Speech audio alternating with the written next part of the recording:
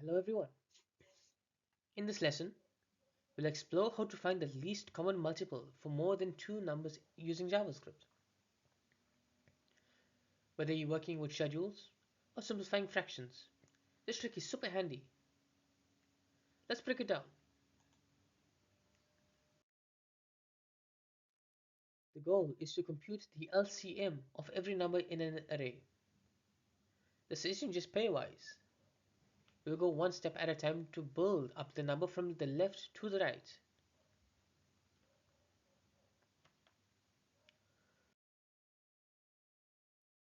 We loop through the array and use remainder logic to incrementally update the LCM using pairs. Each iteration would build a new value from the current and next elements. And by the end, the last array would hold the final LCM.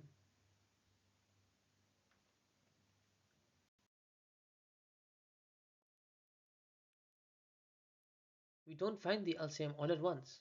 Instead, we do it step by step.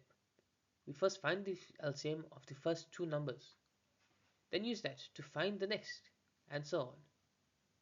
It is a very clever rolling calculation.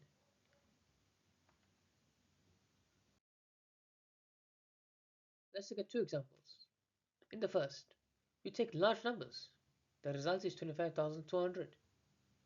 In the second, the smallest set gives us a neat 150. Each value stacks onto the previous one.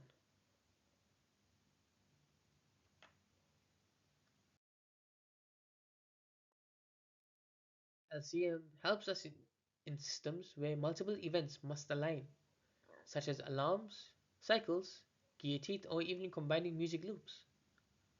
It is a quiet hero in many optimization problems.